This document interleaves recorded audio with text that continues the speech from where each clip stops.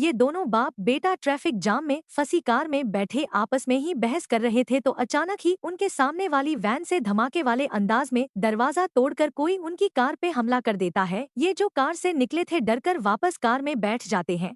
हमला करने वाला कोई इंसान है या जानवर समझ नहीं आ रही। पाँव उसके किसी जानवर जैसे और उसके एक हाथ की जगह पर था। पुलिस इस अजीब सी क्रिएचर को पकड़ कर ले जाती है और हमें पता चला है कि इस शहर में सी बीमारी की वजह से इंसान जानवरों की शक्ल लेने लगे हैं।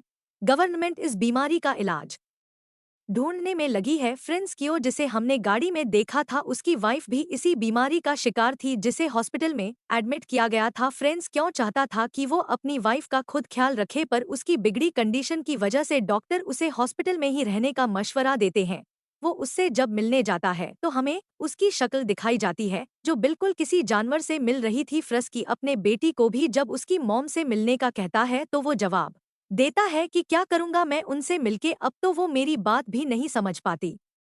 फ्रेंड्स क्यों कहता है अरे वो तो तुम्हें देख के ही खुश हो जाएगी, तुम जाओ तो सही। फ्रेंड्स कियो जिस होटल में काम करता है वहाँ के लोगों ने उसे बताया है कि पास में ही एक नया हॉस्पिटल कंक्रीट से बनाया गया है जो कि ज्यादा मजबूत है क्योंकि वहाँ जानवर बने इंसानों को रखा जाएगा। रात होने पर अब सभी बीमार लोगों को उस हॉस्पिटल में शिफ्ट किया जा रहा था पर गड़बड़ी की वजह से बस पानी में गिर जाती है। बहुत ऐसे जानवर बने इंसान मारे जाते हैं और बहुत से गुम हो जाते है। रात में फ्रेंस्कियो का बेटा भी अपने घर की विंडो में ऐसे ही एक इंसान को देखकर डर जाता है पर दोबारा देखने पे वहाँ कोई नहीं था। उसे लगता है कि ये उसका वहम है। फ्रेंड्स क्योंकि जैसे ही इस एक्सीडेंट का पता चलता है तो वो अपनी वाइफ का पता चलाने के लिए एक्सीडेंट वाली जगह पे जाता है और अजीब बात पुलिस ऑफिसर से उसे यह पता चलती है कि उसकी वाइफ ना मरे हुए लोगों में थी और ना ही जिंदा लोगों में, वो कहीं गुम हो गई थी। सीन कट होकर हमें फ्रांस क्यों के बेटे को स्कूल में बच्चों के साथ टग ऑफ वॉर खेलते दिखाया जाता है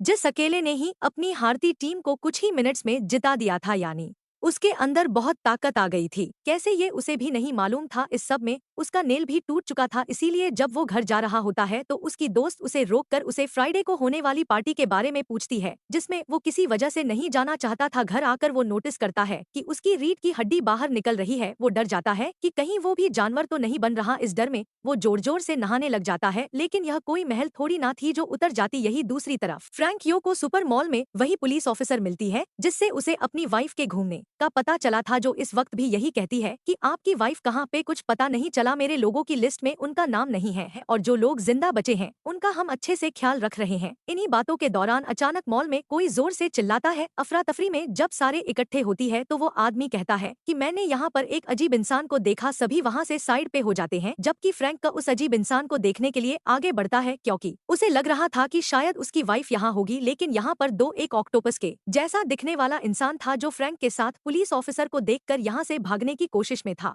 उसने अपने हाथ में आई कई चीजों को ऑफिसर की तरफ फेंका था लेकिन ऑफिसर भी काफी तेज थी और उन्होंने इस इंसान को पकड़ ही लिया था। उसके पकड़े जाने के बाद फ्रैंक कियो को यहाँ पर एक छोटी लड़की भी दिखती है जो बिल्कुल एक बर्ड बन चुकी थी। मॉल से बाहर आने पर पुलिस ऑफिसर फ्रैंक से पूछती है कि आपने इतना सारा सामान किसके लिए खरीदा है। फ्रैंक कियो बातें बनाते हुए कहता है कि कुछ नहीं, मैं सरकफ पिक बजा रहा हूँ, इस सामान की मुझे उस वक्त जरूरत पड़ेगी। हालांकि यह सामान उसने अपनी वाइफ को ढूंढने के लिए खरीदा था। उसे लगता था कि उस एक्सीडेंट के बाद उसकी वाइफ जंगल में खो गई है। उसने दो अपनी और अपने बेटे के कपड़े भी जंगल में जगह जगह लटका दिए थे क्योंकि अब उसकी वाइफ की सूंघने की सेंस बहुत ज्यादा तेज हो चुकी थी। उसे लगता था कि इन कपड़ों को सूंघ सूंघ कर उसकी वाइफ उस तक पहुंच जाएगी। अब क्योंकि गवर्नमेंट का ऑर्डर है कि ये लोग ऐसे बीमार इंसानों को घर पर नहीं रख सकते, पर फ्रैंक क्यों यही काम करना चाहता था। वो अपनी वाइफ की देखभाल खुद करना चाहता था और ऐसे में उसे सारे सामान की जरूरत पड़ती। घर आने पर वो अपने बेटे से कहता है कि आज मॉल में दो जानवर बने इंसानों को देखा गया है और काफी सारे ऐसे इंसान हैं जो उस एक्सीडेंट के बाद गुम हो चुके हैं और मुझे लगता है कि तुम्हारी मॉम भी गुमी हुई है। तुम फिक्र ना करो, हम फ्राइडे को जाकर जंगल में उन्हें ढूंढ लाएंगे। लेकिन अब तो फ्रैंक कियो का बेटा फ्राइडे को एक पार्टी में जाना जा रहा था क्योंकि आज उसे एक लड़की ने जो इस पार्टी में इन्वाइट कर लिया था। फ्रैंक कियो भी ना जाते हुए उसे पार्टी में जाने की इजाजत देते हुए ये कहता है कि याद रखना 8 बजे से पहले तुम्हें घर आना है। इस पार्टी में सभी काफी मजे कर रहे थे और यहाँ अचानक ही फ्रैंक कियो के बेटे को चक्कर आ जाते हैं। एक लड़की जो उसकी खराब हालत देखकर उसे टैबलेट देती है तो वो उस टैबलेट को खाने के बजाय किसी कुत्ते की तरह चाट लेता है, जिसके बाद वो बिना डरे जंगल में चला जाता है। सुबह जब उसकी आंख खुलती है तो वो जंगल में ही था। उसे ऐसे लग रहा था कि जैसे उसकी गले में कुछ फंसा हुआ है। वो फौरन अपने घर आता है। उसके होठ काफी ज्यादा बदल चुके थे, साथ ही उसका रंग भी बदल चुका था। उसके डैड जब उसे देखने के लिए उसके बाथरूम में आती है तो वो जल्दी से बाथरूम का दरवाजा बंद कर लेता है और अपने गले में हाथ डालकर कुछ निकालता है जो कि एक पंख था। ये लड़का अब समझ चुका था कि वो भी एक जानवर में बदलने लगा है। अब वो अपने डैड के साथ अपने डॉग को लेकर जंगल में अपनी माँ को ढूंढने के लिए निकल पड़ता है। फ्रैंक कियो का बेटा जोर जोर से अपनी माँ को आवाजें दे रहा था, लेकिन जब उन्हें कोई नहीं मिलता तो थक हार करके लोग यही सो जाते हैं। आधी रात में इनका डॉग अचानक जोर जोर से भौंकने लगा था और वो एक दरख्त के पास जाता है जहाँ ऊपर एक बंदर बना हुआ इंसान उसे जब ये लोग चेक करने के लिए जाते हैं तो अचानक ही फ्रैंक कियो के बेटे के ऊपर एक ईगल बना हुआ इंसान हमला कर देता है। इससे पहले कि वो फ्रैंक के बेटे को मार देता, उसके होठ देखकर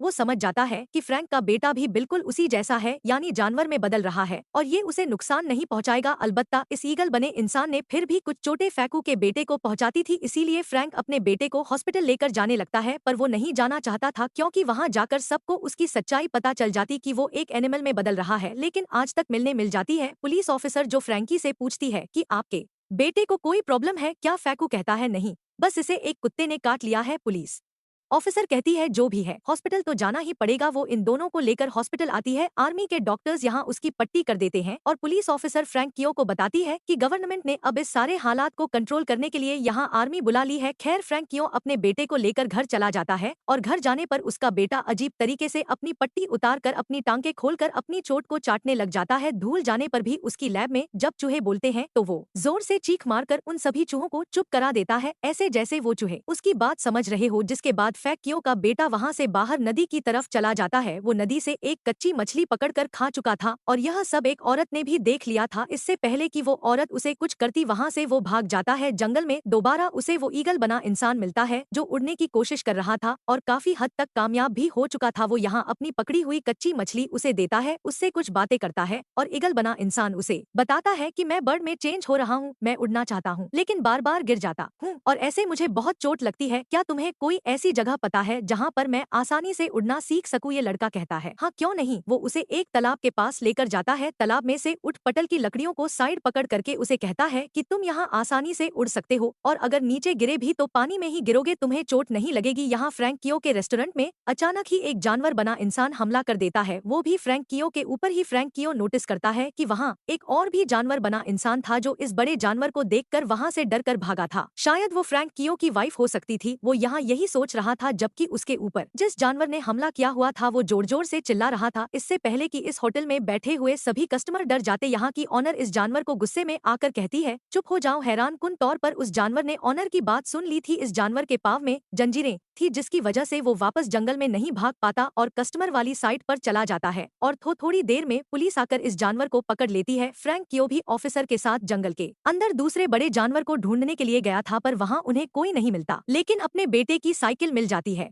जिसे लेकर जब वो घर आता है और हाथ धोने के लिए सिंक में जाता है तो उसे सिंक के अंदर से कुछ नेल्स मिलते हैं।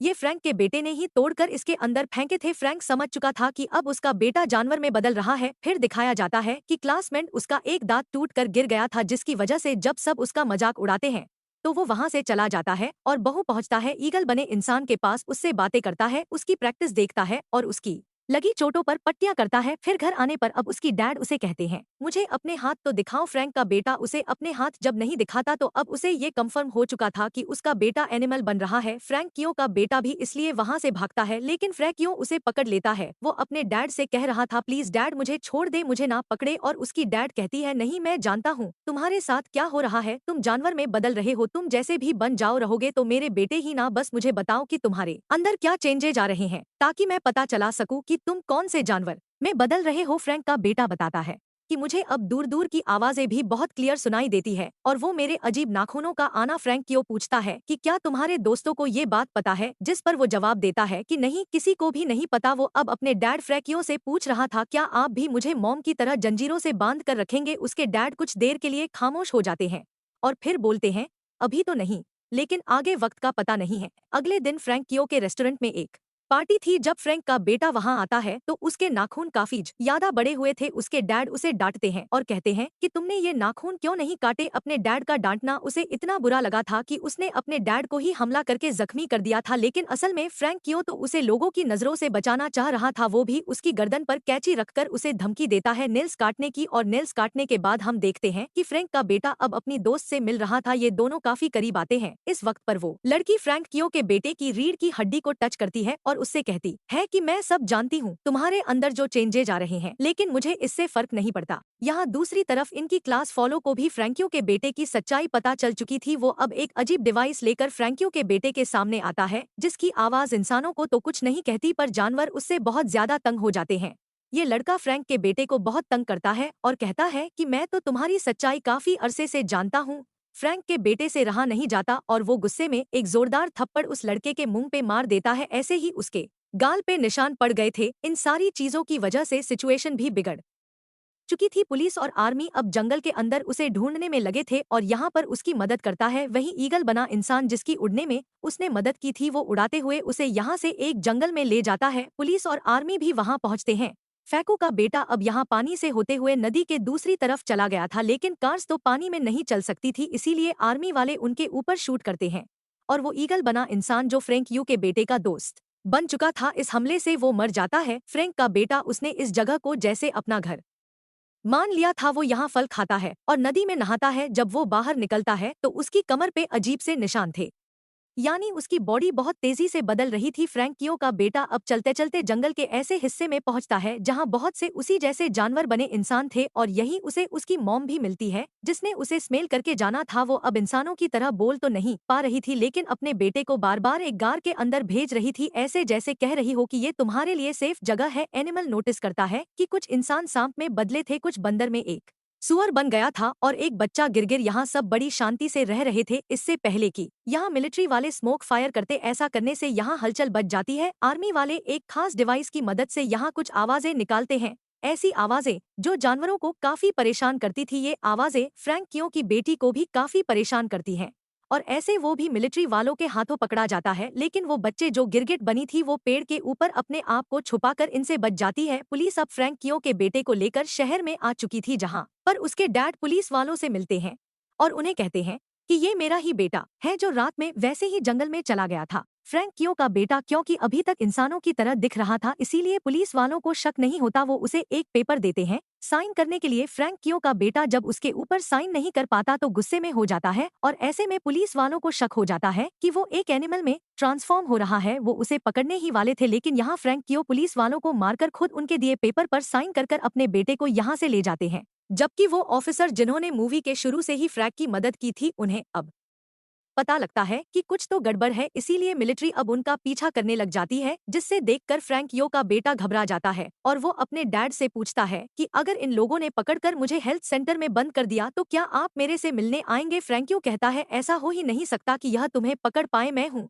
ना तुम्हारे साथ। यहाँ फ्रैंक का बेटा उसे यह भी बताता है कि मैंने जंगल में मॉम को देखा। फ्रैंक को भी यह सुनकर अच्छा लगता है। वो तेजी से अब अपनी गाड़ी को जंगल के बिल्कुल दरमियान में छोड़ देता है और अपने बेटे से कहता है जाओ तुम इस जंगल में आजाद रहना, तुम यही खुश रहोगे। बिना वक्त किए फ्रैंक का बेटा वहां से भाग चुका था। फ्रैंक की आंखों में आंसू थे, खुशी के आंसू, क्योंकि उसने अपने बेटे को उनके ऊपर होने वाले गवर्नमेंट के टॉर्चर से बचा लिया गया था। और इसी सब के साथ यह कहानी यहाँ खत्म हो जाती है। दोस्तों ये कहानी आपको कैसे लगा हमें कमेंट करके जरूर बताएं। अगर आपने अभी तक हमारे YouTube चैनल को सब्सक्राइब नहीं किया है तो जल्दी से सब्सक्राइब करें और बेल आइकॉन को प्रेस कर दे ताकि आपको इसी तरह का मजेदार मूवी स्टोरी मिलता रहेगा। थैंक्स फॉर वॉचिंग दोस्तों, अब मिलते हैं ऐसे ही किसी मजेदार कहानी में।